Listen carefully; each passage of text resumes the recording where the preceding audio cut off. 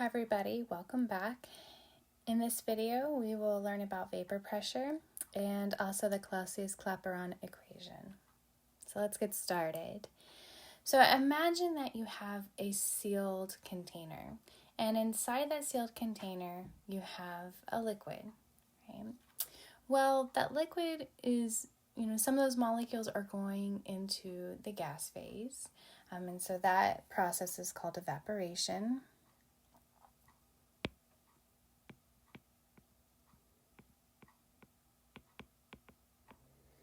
And some of those gas molecules are condensing back down.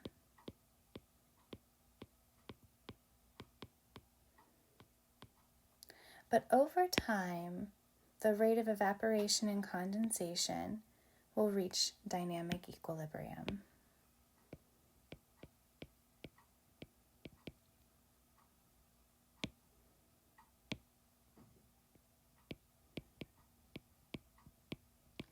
As represented by the dotted line. And let me define vapor pressure. I did talk about it in my previous video, but let's formalize it now. It's the pressure of a gas at dynamic equilibrium. And remember, when we're talking about vapor pressure, our flask is not an open container, but rather a sealed container.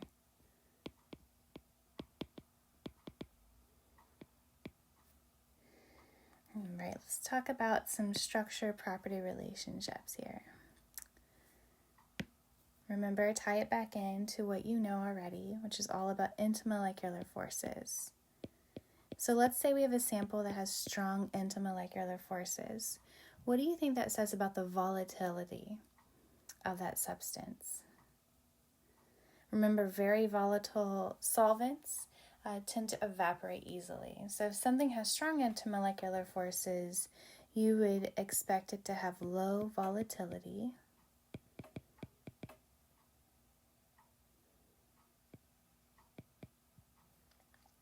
And therefore, the vapor pressure, would it be low or high? It would also be low. Remember, vapor pressure is all about those gas particles. There's lots of them hitting the sides of the flask. If something has high vapor pressure, if something has low vapor pressure, that means those gas molecules are more in the condensed liquid phase. So like something that has low intermolecular forces means the molecules are not attracted to one another too much, then that sample would have a high volatility. And therefore, now a lot of those liquid molecules are going into the gas phase, so the vapor pressure increases. More gas molecules hitting the sides of the wall of the container. Now, if we have a system in dynamic equilibrium,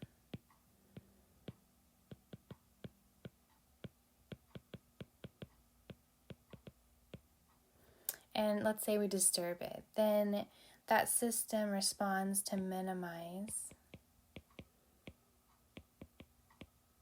the disturbance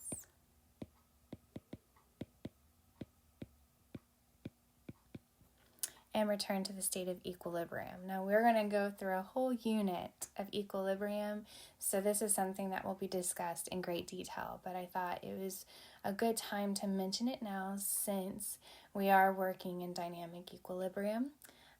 But anyways, this principle of the system responding to minimize disturbance is based on Le Chatelier's principle.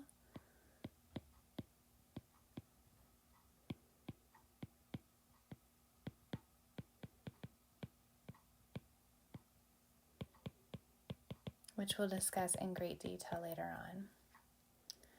Once again, always just kind of pausing and coming back to some structure-property relationships. Imagine that we were to increase the temperature of something that's in a sealed container. I don't really suggest doing that, but say hypothetically we did. What do you think would happen to the vapor pressure? It would also increase, right? Because if you give those molecules more kinetic energy by increasing the temperature, then they will escape to the gas phase, and you have more molecules in the gas phase bumping into the sides of the container, and that means the vapor pressure is higher. Now, we measure kind of this heat energy transfer by measuring temperature with a thermometer, right? And so we're always talking in terms of what's the boiling point, what's the melting point, but I just want to define that here. So the boiling point is the temperature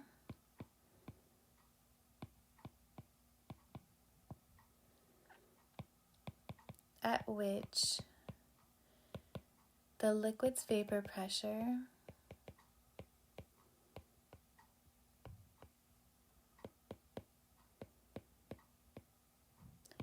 is equal to the external pressure. But most of the time, as scientists, when we refer to boiling point, we're actually probably referring to the normal boiling point. And this would be the literature data you would look up for a substance. And that is the temperature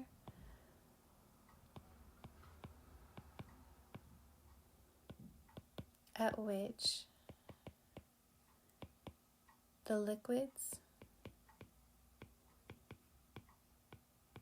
vapor pressure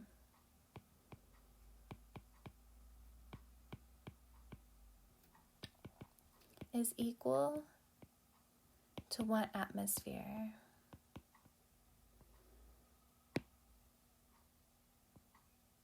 Or 760 torr, they're the same. So if you look up the boiling point of water, for example, it's 100 degrees Celsius, that's at 1 atmosphere. But that's not the boiling point of water if, let's say, you're living in Colorado, right? Where the altitude is changing, and so the external pressure is also different than at sea level. So, when you are asked to calculate the boiling point of a substance, typically we're referring to the normal boiling point, assuming that you're at 1 atmosphere. In addition, you'll hear me talk about in future videos about standard temperature and pressure. Standard temperature is 25 degrees Celsius or room temperature, and standard pressure is 1 atmosphere. All right. Now I just wanted to show you what it means to be in dynamic equilibrium, and then if we make changes to a system in dynamic equilibrium, how it will adjust itself in terms of vaporization and condensation. So these are pistons, and they represent like a closed system, okay? And we have the ability to move a piston up and down, right? Now I just want to remind you of Boyle's law. This is something you would have studied in first semester general chemistry, all the gas laws leading up to the ideal gas law. But one of them was Boyle's law, and that elucidated the relationship between pressure and volume. And what you learned is that the pressure is inversely related to volume. Okay, let's look at this first piston here. We have a liquid, and then some of those molecules are in the gas phase, but the rate of condensation and vaporization is equal here, and so that's why we're at dynamic equilibrium. Now let's say we disturb this system, the equilibrium, and we increase the volume, so we're pulling the piston up. The volume increases. What happens to the pressure inside the container? Basically, I'm giving these gas molecules more room, and so they're hitting the sides of the wall less often than they were in the previous picture. And so therefore, the pressure actually decreases, and there's that inverse proportion between pressure and volume. However, we just said that a system will respond to disturbance to restore equilibrium, right? And to do so, more gas will vaporize so that the pressure is restored. And that's why you see here, this arrow is a lot bigger. We're going to see more of the liquid molecules vaporize into a gas until dynamic equilibrium is restored. And then the picture on the far right, here we've pushed the piston down, so we've decreased the volume inside our container, and therefore those gas molecules have very little space to move around, so they're hitting the sides of the wall, even more so than the previous two pictures, and so the pressure's increased, right?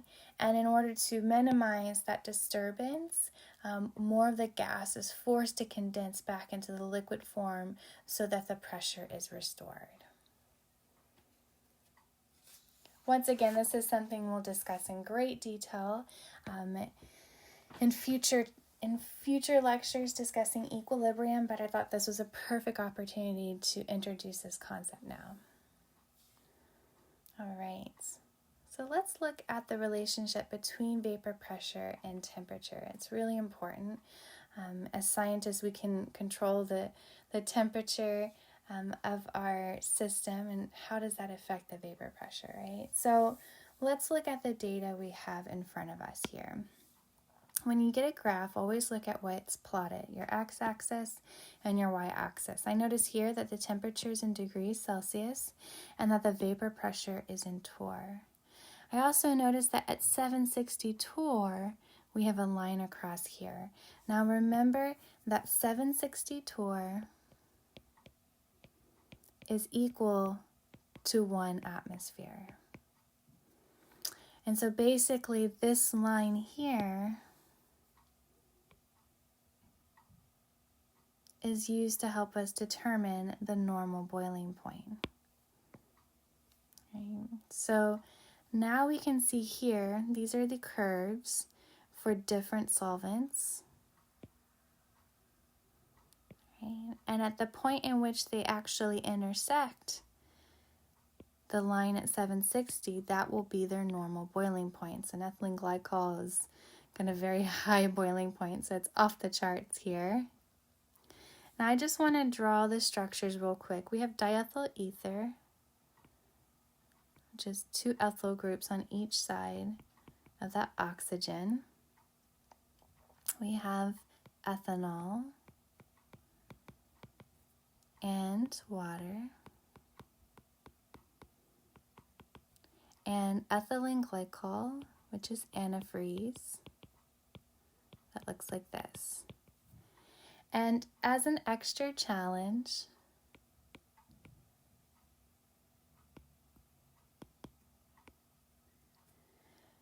try to justify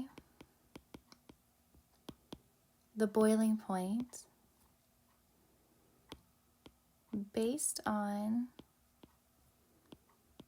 each molecule's dominant intermolecular force.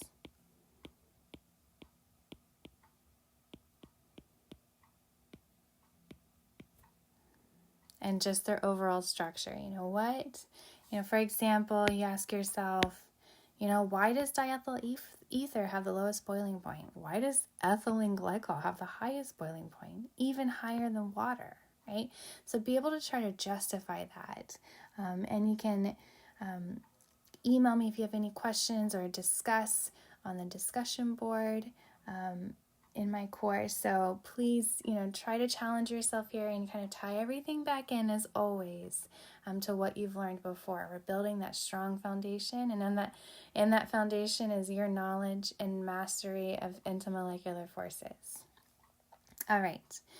Coming back to the graph here, we're really trying to figure out the relationship between vapor pressure and temperature. And what you'll notice is that it's not a linear relationship. It's actually exponential.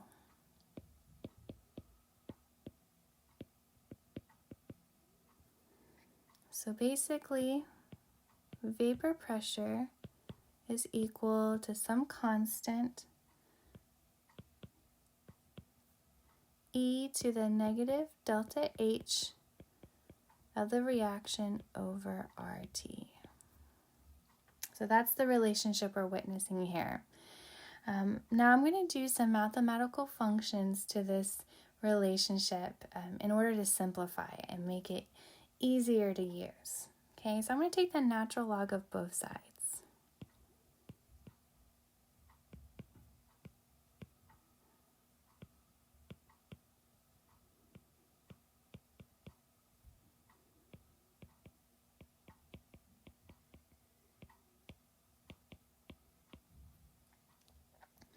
And then I'm going to keep simplifying it further. I'm going to separate the natural log of that constant. And when something's multiplied, you can actually use addition to kind of pull it apart.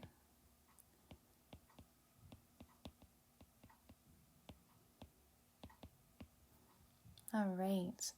And the natural log times the e basically cancels out. And so we have the natural log of the vapor pressure is equal to the natural log of that constant.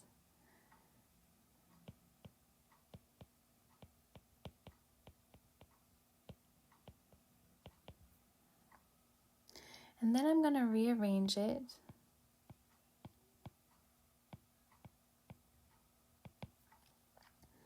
And I get the natural log of the vapor pressure is equal to a negative enthalpy of vaporization over R, 1 over T, plus the natural log of that exponent.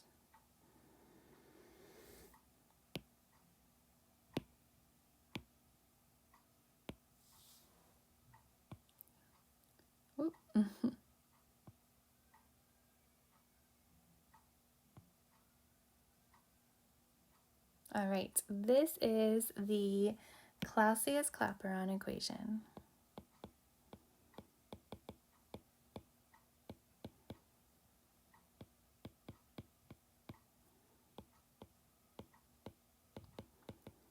Basically, it shows us the relationship between vapor pressure and temperature, but in a linear form. So, remember the equation of a line is y is equal to mx plus b. And you're going to see this quite often in my class. I remember when I was a student, I was seeing an equation like this. I'm like, great, it's just, okay, it's just another equation I have to use to plug and chug and solve for something. But what I really want to emphasize here, and something I wish I knew when I was taking general chemistry, is that the Clausius-Clapeyron not only shows us the relationship between temperature and vapor pressure, but it does it in such a way that we have an equation of a line. It makes analyzing data so much easier. We can extract out the enthalpy of vaporization of a substance we might not know just by plotting this data and plotting it on Excel or other graphing software to find the slope of that line. And so you'll always hear me in my videos when we have an equation of the line, I'm like, okay, what's your y variable, what's your x, and then what does your slope and your y-intercept tell you? It's really important that you feel comfortable working with these equations and not just, like I said, plug and chug, but rather understand what they're telling you and what you can extract out of them. Now, I just want to make some notes here before we move on that you're going to use R here, but the R you'll use is 8.314 joules per mole Kelvin. And that's because enthalpy is an energy term, which is in units of joules or kilojoules. So that's the R constant you will use. In addition, it's also important to note that temperature is in Kelvin. And that if you need to figure out what Kelvin is, that's the Celsius plus 273, temperature in Celsius plus 273.15, with that scalar factor there. And that beta is just a constant, not really useful for us here in this context. Okay.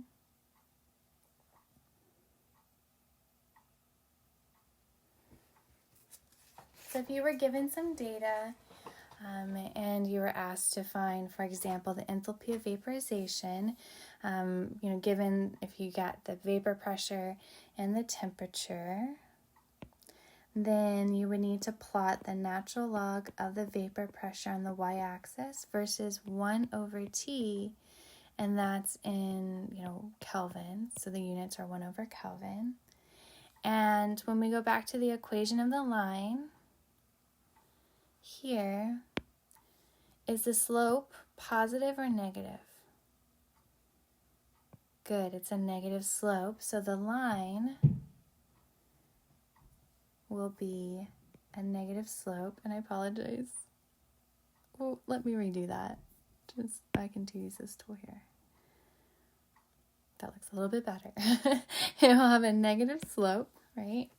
And from that, the slope based on the equation is equal to negative enthalpy of vaporization over R.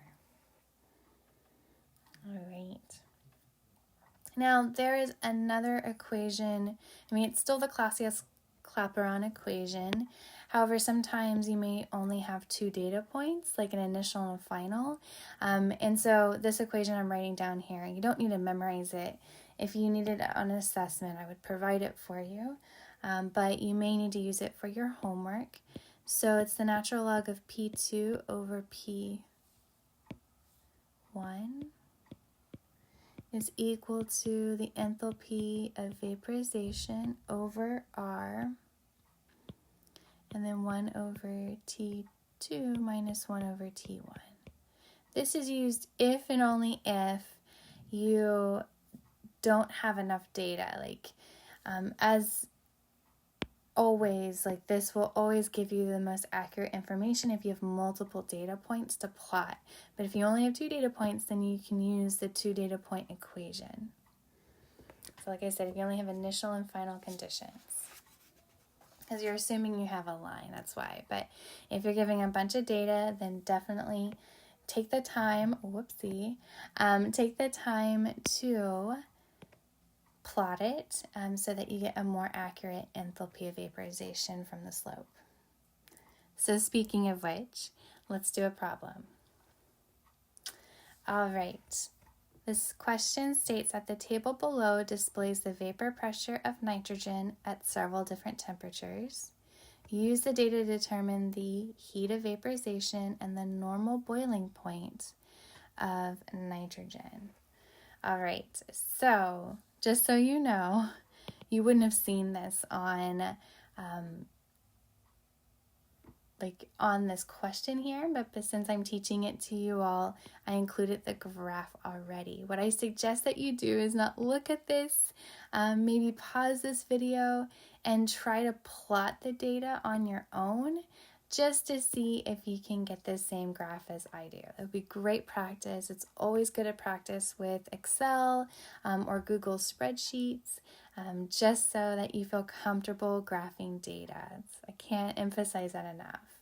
Now, when we see this pressure, this vapor pressure and temperature, that indicates Clausius-Clapeyron, and so you would want to plot natural log of vapor pressure 1 over T. And if you ever wanted to practice using Excel, then please schedule a meeting with me and I can help you out with that. I'd be more than happy to. But yes, so make sure that you're always plotting in Kelvin, and it would be 1 over this temperature. And then pressure would be the natural log of that in torr. And actually with Clausius-Clapeyron, we will work in torr. Okay. All right, so we need, always write your given and your need. Our given's right there, but we need to solve for the enthalpy of vaporization, that's the heat of vaporization, and the normal boiling point. And normal boiling point means at what pressure? Good, at 760 torr. Excellent. Right, you may have said 1 atmosphere, but remember we're working in torr here. All right, so we've plotted the data, and the big thing we get from here is this equation. Now remember, R² values only tell you how confident you're in your data, right? If you have an R² close to 1, then your data is looking pretty good, right? We got a nice straight line. Now, if you have an R² of 0.6, then you can't really depend on your data. We have some outliers there and just not really confident in that equation. So that's why I always display the R² value so I can see my confidence in the results. All right. So anytime I plot data and I need to kind of extrapolate out some information of it, I always write the original equation just so I can use it as a guide.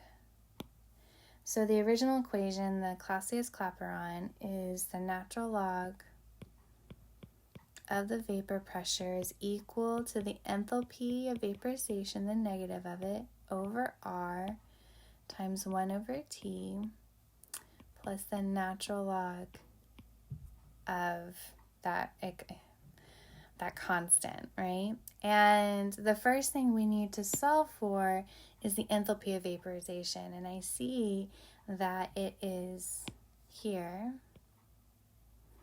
in the slope, right? But the slope is not just enthalpy of vaporization. It's a negative enthalpy of vaporization over R, right? So the slope is equal to a negative enthalpy of vaporization over R.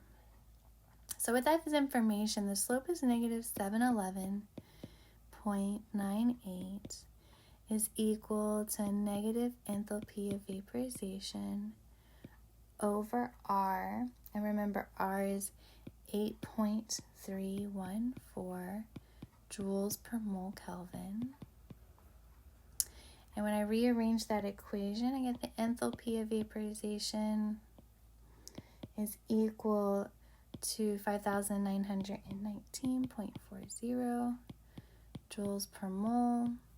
And let's just round to 2 significant figures, just because the temperature looks like it was in 2 significant figures there. It's going to limit us in our precision. So about 5,900 joules per mole. Now, usually enthalpy of vaporization is in kilojoules, but in this question here, it didn't ask specific units, so we'll just keep it in the joules per mole. All right. And then it's asking us for the normal boiling point, which is at 760 torr. And so to find the normal boiling point, we have to solve for temperature. And we already have our enthalpy of vaporization over R. That's the slope of that line there. And we know that vapor pressure at normal is 760 torr. So I'm going to plug that back into this equation here. So we're going to have the natural log of 760 is equal to, and then you can use the slope of the line, that's totally fine. So negative 711.98 1 over T plus 15.833. So I'm just using the equation of the line, plugging in natural log of 760 for y, keeping the slope there, and then plugging in 1 over T for x, and then keeping that y-intercept there. And when I continued my calculation, I got 1 over T is equal to 0.0129212, and then took the inverse of that, and I got the temperature to be 77.391809, and once again, I'm going to round to 2 significant figures. So temperature is equal to 77 Kelvin. That's the boiling point of this liquid nitrogen. And there you go.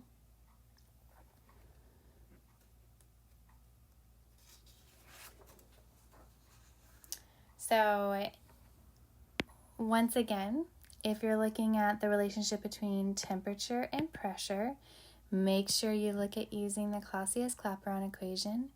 Don't be intimidated by it. It's just the equation of a line. Y is equal to mx plus b. And from that, the slope of that line, once you've plotted it, can give you the information you need for enthalpy of vaporization. And if you're ever asked to calculate the temperature at a certain pressure, in this case here, the normal pressure, which would be 760 torr, then you can solve for T. And here I solved for 1 over T, and then I just took the inverse of this number here to get the boiling point temperature at 760 torr. All right, thank you all for watching, and see you next time.